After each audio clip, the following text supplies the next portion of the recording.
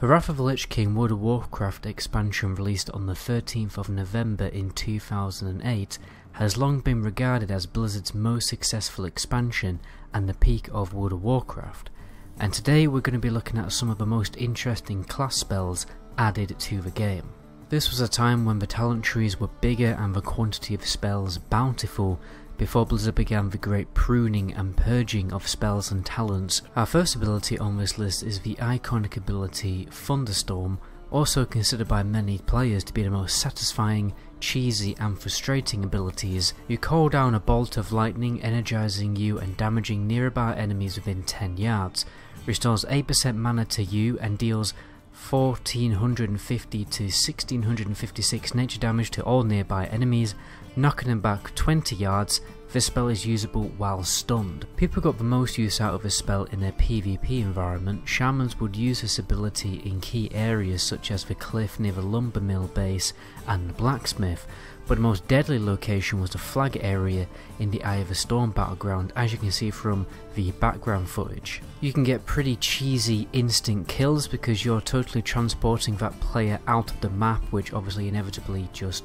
kills them. Blizzard actually had to patch in some extra rocks on either side of the area for rated battleground since people were using the trick so much, and if you had a shaman on your group then you had a very clear advantage. First ability that everyone thinks of when they think of a warrior is definitely Bladestorm.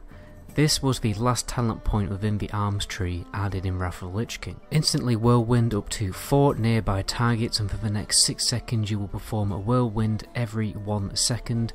While under the effects of Bladestorm you can move but cannot perform any other abilities, but you do not feel pity or remorse or fear as you cannot be stopped unless killed. That is a little bit of flavor text that references the Terminator. By now there's probably hundreds of warrior PvP montages on YouTube of warriors stacking out offensive buffs straight into a Bladestorm and wiping out entire groups of green geared people in battlegrounds. What they made this ability so powerful was the fast frequency of the attacks that are influenced by other cooldowns such as recklessness, and you become totally immune to crowd control effects and snare effects so that the damage is totally unstoppable. One of Rogue's most fun and satisfying abilities in the game is Killing Spree, a powerful AoE cooldown that can also be used for defensive purposes since you become untargetable and jump around multiple enemies for a short period of time. Step through the shadows from enemy to enemy within 10 yards, attacking an enemy every 0.5 seconds with both weapons until 5 assaults are made, and increasing all damage up to 20% for the duration. Can hit the same target multiple times, cannot hit invisible or stealthed targets. It's probably one of the jankiest abilities ever added to WoW since it moves your camera position so frequently it can sometimes be a little disorientating and you can kind of get confused of where we've actually ended up. But nonetheless, this ability did a lot of damage thanks to that quick 20% damage buff and the fact that the damage was based on your weapon damage, and you technically do the damage from both weapons since you're hitting with both weapons simultaneously. The cooldown could also be reduced further by a glyph of 45 seconds for a total of 1 minute and 25 seconds, and in PvP this is a great ability to just totally confuse and disorientate your enemies. For a long time, Metamorphosis has always been a very niche yet interesting and fun transformation ability. Just having the ability to transform into a purple Illidan looking demon with leaping, charging and even knockback abilities added later in the game was obviously pretty cool. You transform into a demon for 30 seconds. This form increases your armor contribution from items by 600%, damage by 20%, reduces the chance you'll be critically hit by melee attacks by 6%, and reduces the duration of stun and snare effects by 50%. You gain some unique demon abilities in addition to your normal abilities. Transforming into the Metamorphosis form almost felt like an entirely unique and individual class. In ways it did actually feel like turning into an NPC through like a mind control effect.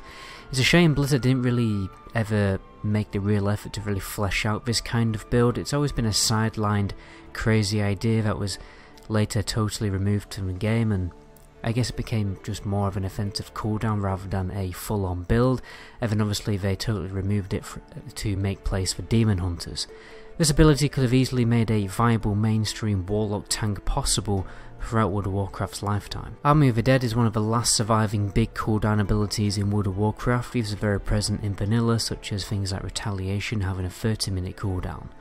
Army of the Dead had a big cooldown because it was so ridiculously overpowered, because it nearly gave you the equal power of an entire dungeon group. Summons an entire legion of ghouls to fight for the Death Knight. The ghouls will swarm the area, taunting and fighting anything they can. This became a Death Knight's #1 ability for soloing difficult elite enemies, especially since the ghouls would actually taunt enemies and soak any incoming damage. It was used less in a raiding environment since the spell would accidentally pull bosses if the Death Knight wasn't careful, and tanks would always complain that it interferes with their tanking. There are actually some crazy videos out there of Death Knights soloing raid bosses, well not soloing, but soloing in a group of Death Knights without healers, which is, you know, obviously made possible not only by their strong self-healing capabilities, but multiple armies of the dead soaking all of the damage. Using a spell would make you feel like a necromancer, or even like a mini Lich King. In Wrath of the Lich King, the Hunter's Disengage ability was totally redesigned into a new ability which was way more fun and way more useful. I am technically breaking the rules a little bit here because this isn't a new ability, but I feel like it was reworked so much it really did become a new spell. Your attempt to disengage from combat, leaping backwards, can only be used while in combat. This became the Hunter's strongest gap opening cooldown, which became very useful in kiting PvE enemies and escaping the pressure of a melee class in PvP. The ability is unique in the sense that it doesn't just displace your character horizontally like a mage's blink or a charge, but also vertically by moderately jumping you up into the air. This meant that in PvP you could trick Disengage onto raised platforms, and it also opened up the opportunity for hunters to engage in exploration options unique to their class that other classes couldn't reach, but only when the in-combat limitation was removed. For number 7 we have another Warlock ability, the Demonic Circle spell combo. Teleports you to your Demonic Circle and removes all snare effects. The principle was very simple and overpowered. You summon a marker for your Demonic Circle, and the second ability will teleport you to the marker as long as you're within 40 yards range. And you can probably imagine Warlocks use this in Arena in locations where you could totally line of sight their enemies. For instance, behind pillars or up on the bridge in Blade Edge's Arena. It's probably one of the most overpowered escape abilities in the game, especially as you can use it instantly without any hassle. In a raiding environment, it's also very useful in avoiding mechanics or for quickly jumping to locations that you needed to be for certain mechanics. Now we have a Druid ability, Starfall, the last talent point in the balance tree, yet another satisfying AoE ability similar to a Mage's Combustion explosion during Cataclysm. You summon a flurry of stars from the sky on all targets within 30 yards of the caster, each dealing 563 to 653 arcane damage, also causes 101 arcane damage to all other enemies within 5 yards of the enemy target, to a maximum of 20 stars, lasts 10 seconds, shapeshifting into an animal form or mounting cancels the effect. Any effect which causes you to lose control of your character will also suppress the Starfall effect. Starfall was one of those abilities that made you feel like you've just thrown 100 firecrackers at somebody, and it didn't require any form of complicated setup or any perfect timing. You just pop the spell and Starfall goes into autopilot mode, automatically doing insane AoE damage without you having to do anything but stand close to your enemies. The only downside obviously was that if you got nicked by a crowd control effect, the effect of Starfall would be suppressed and the whole cooldown wasted.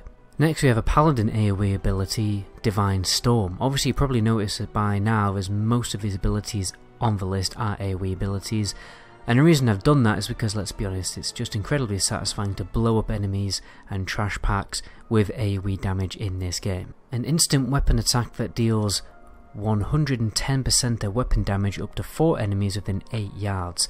The Divine Storm heals up to 3 party or raid members, totaling 25% of the damage caused. So this ability was one of the key factors in finally making the Retribution spec a competitive PvE DPS spec finally, and a force to be totally reckoned with. Many classes lacked any form of consistent AoE potential before Wrath of the Lich King. It was a time when many frustrations and limitations of all of the classes were ultimately dealt with. And Divine Storm was obviously one of these godsends. It was a very strong ability that scaled with weapon total damage, had a satisfying animation, and the added bonus providing some AoE healing to the melee group. And lastly we're going to finish on a iconic defensive cooldown, Dispersion. Before this ability, priests were considered one of the most squishy classes next to a resto shaman, but Dispersion mitigated this reputation. You disperse into pure shadow energy, reducing all damage taken by 90%. You are unable to cast or attack spells, but you regenerate 6% mana every 1 second for 6 seconds. Dispersion can be cast while stunned, feared or silenced, and clears all snare and movement impairing effects when cast. It makes you immune to them while dispersed. It was a spell with many different functions. First of all, it was a very strong defensive cooldown, secondly a powerful escaping tool, and also a cheeky mana regeneration bonus for long raid fights. Unfortunately, back in the Wrath days, this spell was at the end of a shadow spec tree. It wasn't available to the healing specs, but nonetheless it was one of the key spells in a Shadow Priest toolkit that made them one of the most powerful specs for PvP, particularly in comps like Priest Mage Resto Druid, appropriately nicknamed the God Comp. But anyway guys, I hope you enjoyed this list of spells added in Wrath of the Lich King. Let me know your favourite spells in the comment section below. My name is Metagoblin. To my next video, ciao.